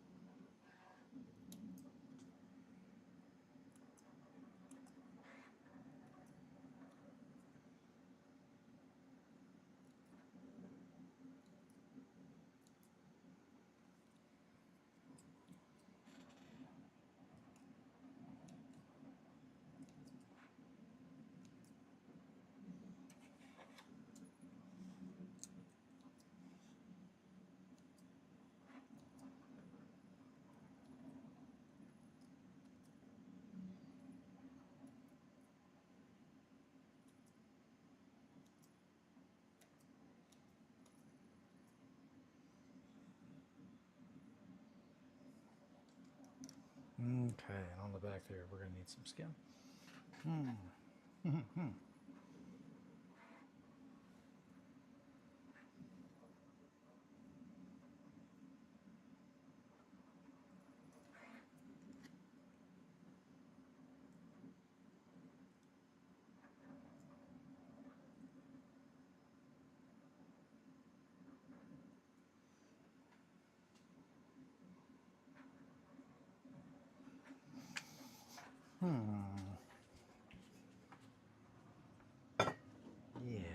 Yeah. And I am so glad I cleaned the floor out over here. Now I can walk around. Holy shit. I'm not tripping over everything. Who would have thought what an impact this would make? My mental well-being. Not me. Now I know. What did I get over here to do? I came over here to do something.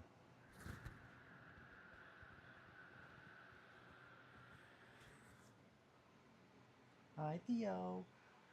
Such a good baby, just hanging out in the brooding chair, brooding. What a good boy.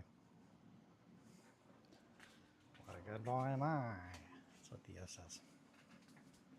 Alrighty. Let's start pulling this skin a little bit, shall we? That's good. I want a little bit more there. Nope.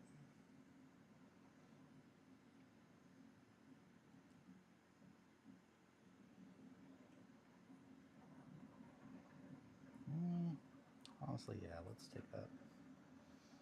take that piece off. It's kind of falling off on its own anyway.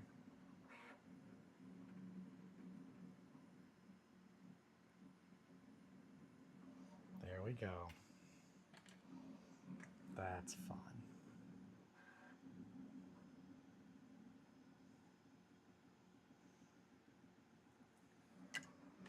Now we're going to come over here and do the same thing. Just pull a little bit. We want that there. I want to pull right there.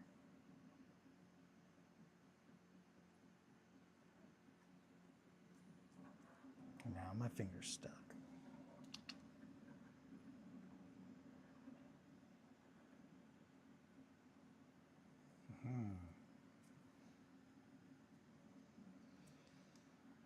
Come up here.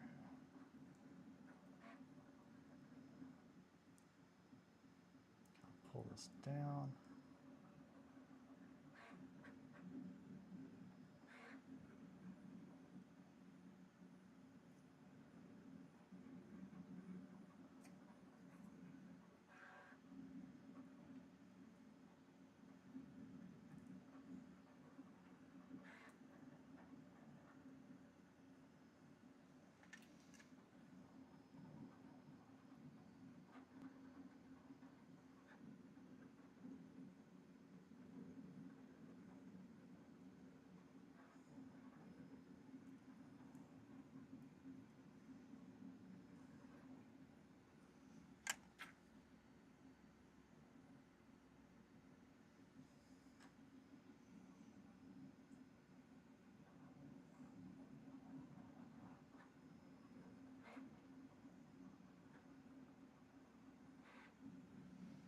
Yeah, that's looking good. 9:43. I've got to pee again. It's all the coffee.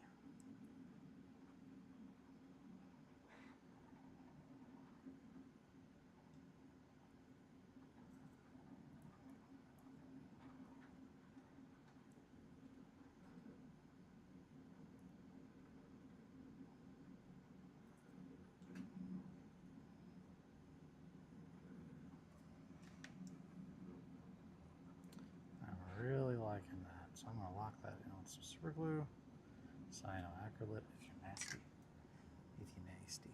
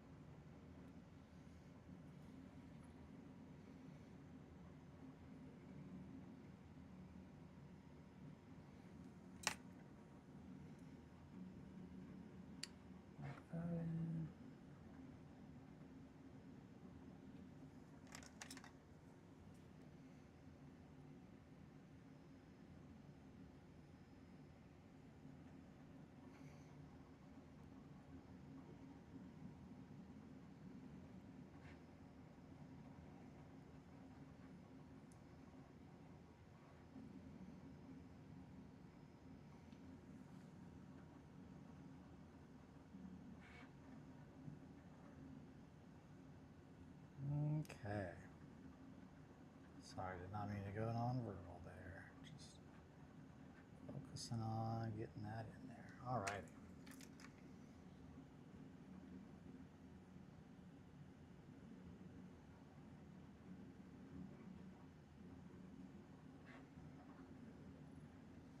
Aha. So what was your first video game? My first video game. Oh man.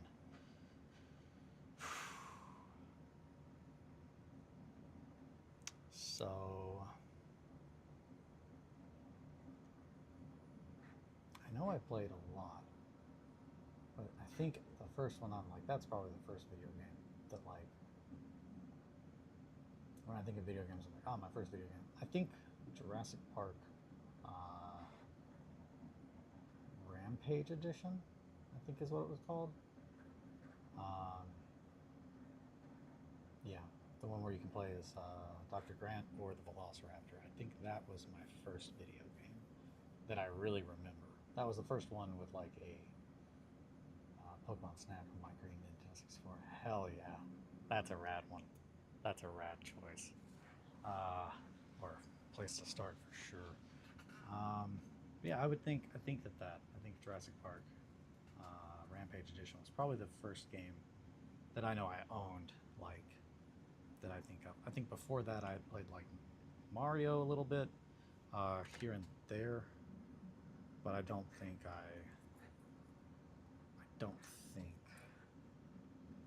it did not make an impact on me.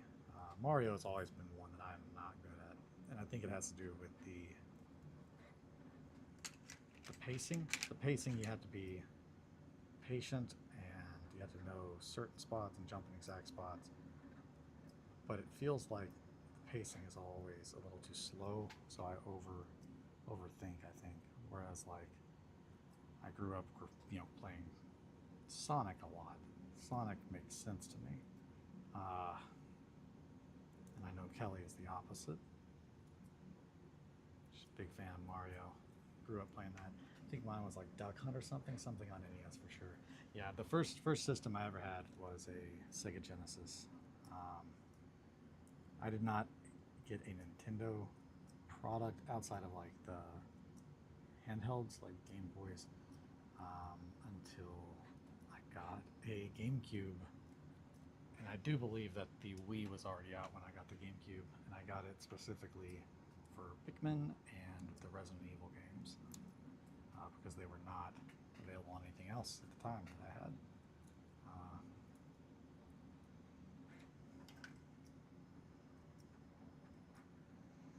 But yeah, as soon as the PlayStation came out, I pretty much was a PlayStation kid, and I still am.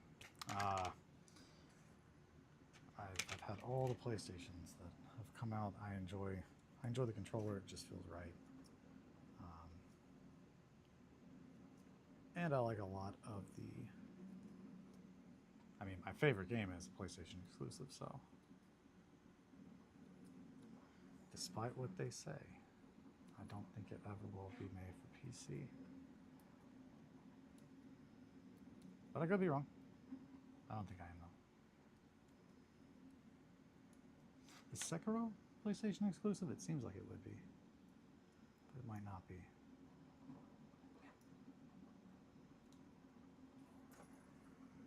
Alrighty. Hell yeah. I had a duck hunt pistol, but the wire was cut off. Ran around shooting peeps. Sony.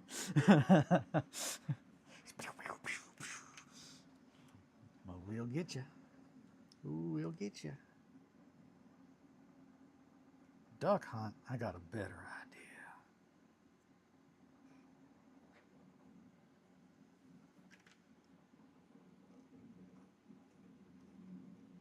I saw that they remade, I want to say it's Dark Forces, like Star Wars Dark Forces or Dark Empire, I don't remember, but it's an old PlayStation 1 game. And I definitely remember that. That was a game when I was really young, but I was just like, what the? Especially there was a part where I got stuck so early on because I did not understand how to open the doors, because I don't remember there ever being instructions. They're just like, oh yeah, you gotta press square. Hi. Hi, teddy bear. How are you? You done brooding? I'm over here smelling stuff now. There's a lot of smells over here, Dad.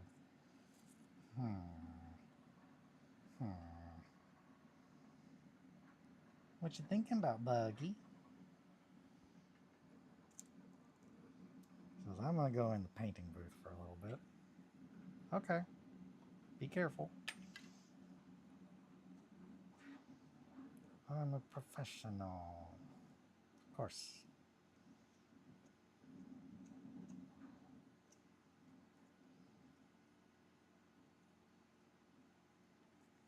Silly boy. What are you doing in there?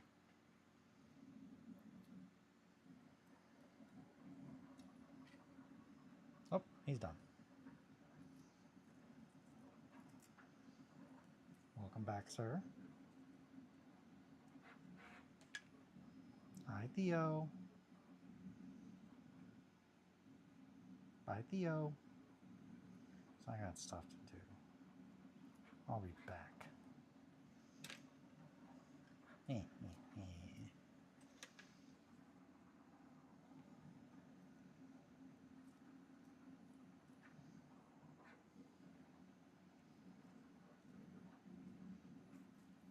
Just a silly kitty baby.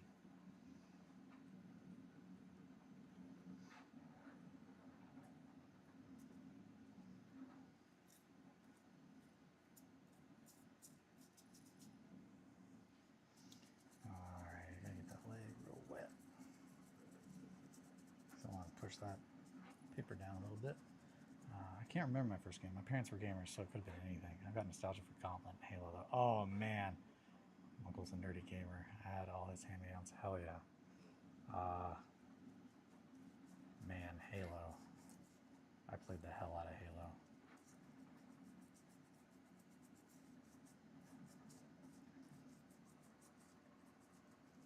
Definitely one of my favorite games, like in my formative years.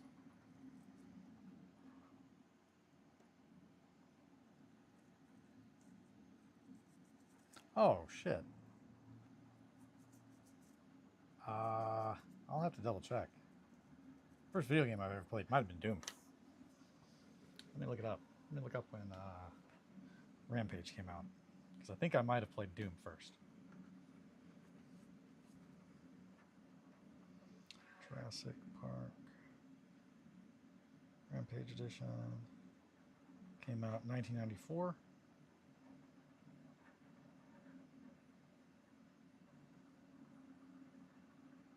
Yeah, no, it was Doom. Doom was my very first video game. I played it at my great aunt and uncle's. My cousin. My cousin introduced me to Doom right around the time that it came out. So that was probably my first video game experience.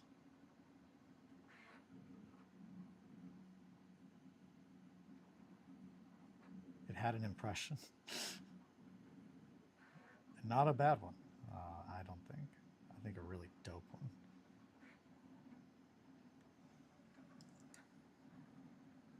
Yeah, I love Doom.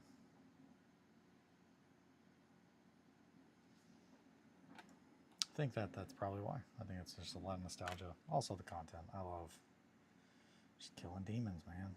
Sometimes you just got to do that.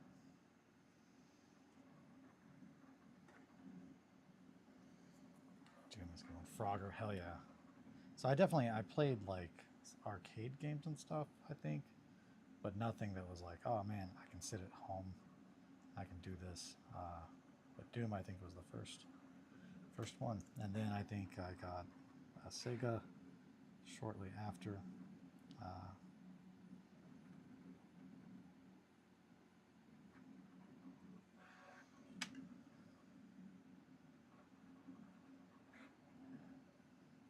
Which my great uncle still has the original like cardboard box that the Doom game came in. I'm just like, man, don't ever throw that away. I want it. I want that box. Hang that shit up like art. And that definitely also probably has an impact into how much I love Doom 2016. Might be my first, actually. Hell yeah. Frogger's fun as hell. Plus, E1 has great level design. E1. Oh, plus E1. I don't know. I don't know what plus E1 is. Or E1 has great level design.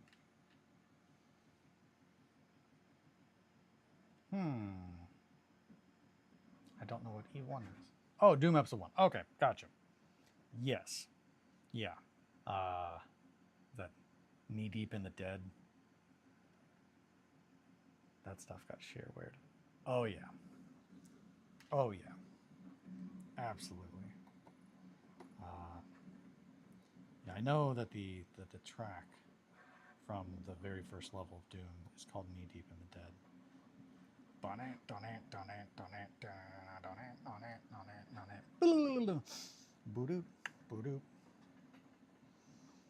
On my Instagram, in my saved reels, there is a video of me pretending to use my son Oliver as a gun while pretending to shoot demons, while reminiscing about how good Doom is.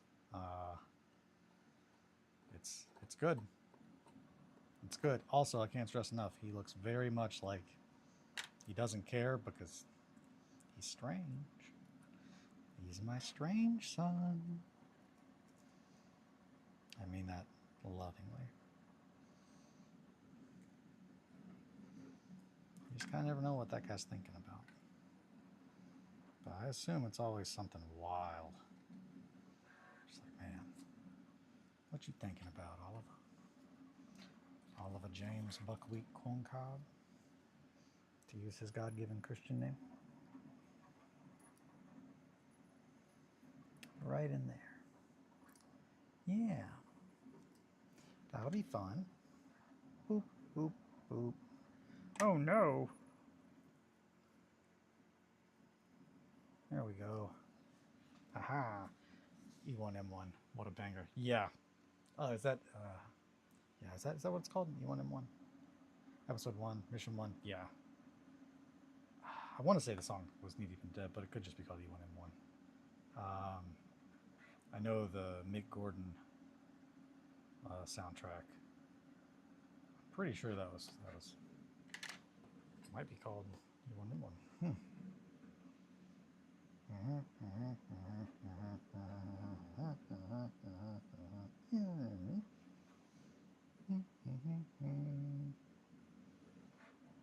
First episode in Doom, the Ultimate Doom.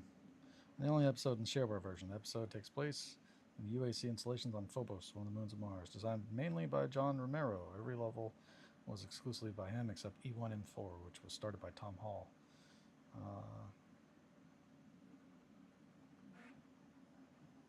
Yeah, become one of the most popular and easily recognizable Doom design themes. Fan-made levels utilizing exclusively Episode 1 textures and emulating Episode 1 playstyle are commonly referred to as tech-based levels. Yeah. His fellow Marines dead or possessed, the Doom guy must fight his way through the various UAC buildings, each overrun by demons and zombies. Finally, he reaches the anomaly, the portal to the interdimensional gateway between Phobos and Deimos. And there defeats two barons who guard it. Unfortunately, the only place to go next is through the gateway to Deimos, which is even more strongly controlled by the forces of hell. E1M1 hangar. Okay.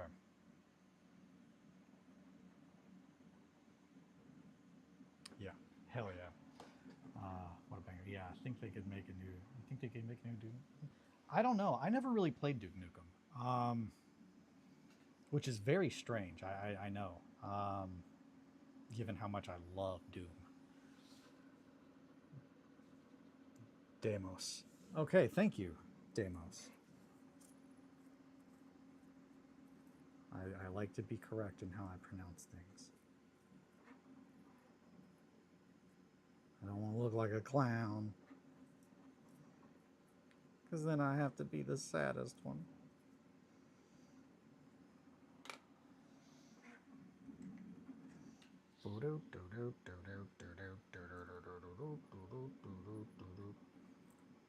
That's going to be stuck in my head all day.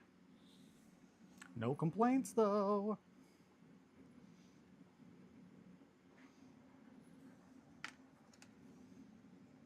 I don't know. I don't know if they can make another Duke Nukem or not. Didn't they? They rebooted it a few years back.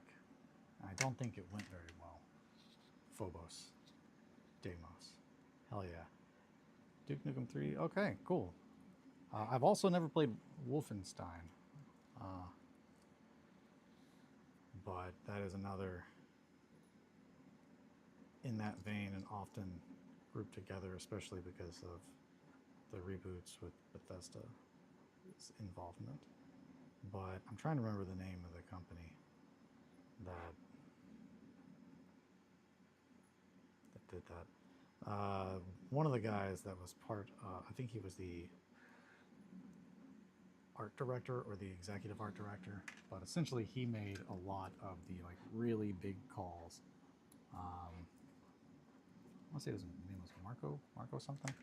But man, that guy knew how to make the perfect Doom game.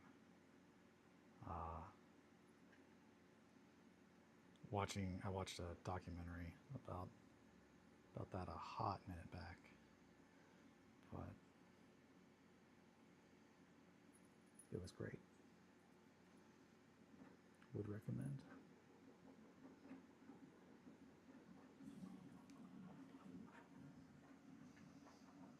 Yeah.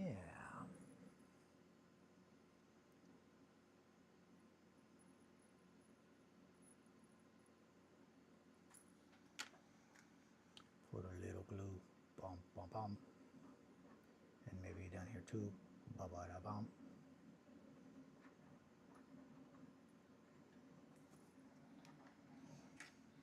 Maybe pull this just a smidge. Right in there in the middle. Yeah.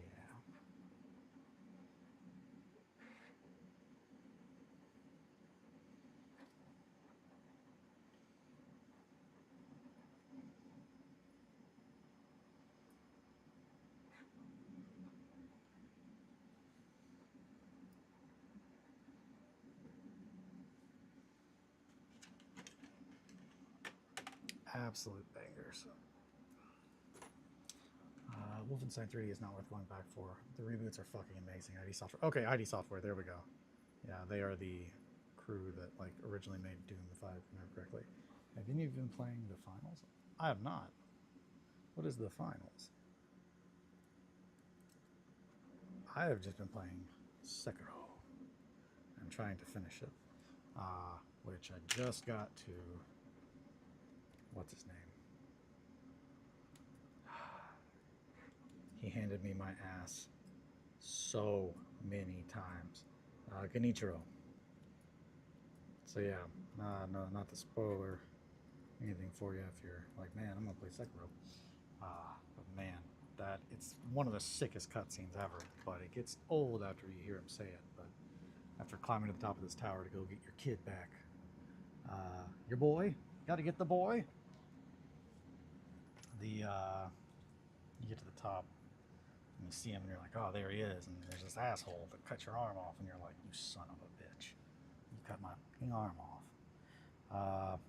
And then you look at the divine air and he goes, one moment, my lord, this will only take a second. Cling, and it's just so fucking rad. Just such a good game. Oh my god. Oh my god. Goosebumps.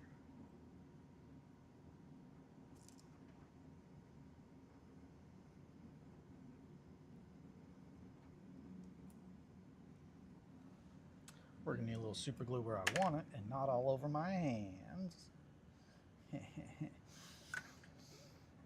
That's not helpful. Come on. Do the thing. Do it. That's too much super glue all over me. Gravity. Son of a buck. This is way too much super glue. What are we doing here? Come on. This is just comical.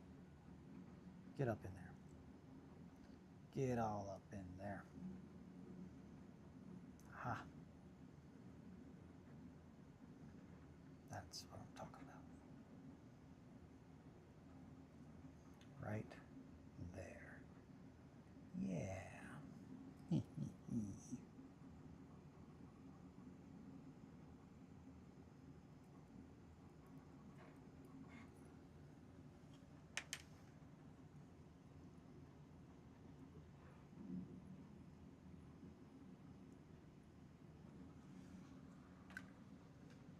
that's looking sick. I think the last Duke Nukem, or okay, if any of you have been playing Finals OST to die for, hell yeah, no, I'll have to check that out. I think the last Duke Nukem was Duke Nukem Forever. It wasn't a reboot, just a dev-held sequel. It's not good. That's the one I'm thinking of. It's an FPS. The strain I'm working on is called Super Boof. That sounds fun. I'm gonna have to look into that. The strain I'm working on is called Super Boof. That sounds fun. That sounds very fun. Oh, I just realized the strain that you're working on. That's fun. That's real good. Super Boof. That old slippery crispy. Hell yeah. I think we are at 10:06. I'm gonna stop here, but we've made a lot of progress on grief. That looks really fucking good. Yeah, we are getting really close to being ready to start painting. I think maybe one more day, and then we'll start painting on them. I'm really, really, really happy with how he's turned out. You're doing great, champ. Thanks. Jing-a-ling-a-ling. Oh, I'm sorry, one of your little bells. There we go. Jing-a-ling-a-ling-a-ling. All right. Yippee. Alrighty, on that note, I think it is time to bid farewell. Thank you guys so much for hanging out and keeping me company and chatting up. Seriously, it means the world. Time is your most valuable resource, so that you want to spend it with me means the world to me. Thank you, Mowgli. Thank you, Roz. Thank you, Possum. Thank you, Johnny. Thank you. There was one more, I feel like. Was that it? Mowgli, Possum, Roz. Maybe it was Johnny. Maybe it was Johnny I was thinking of. Mowgli, Possum, Roz, Johnny. Yeah, that's everybody. Okay, thank you guys so much. Yeah. Shit, my brain just stopped. Yeah, be good to each other and to yourselves. And I will catch you guys tomorrow. Sit pretty. Thank you again. Bye, friends.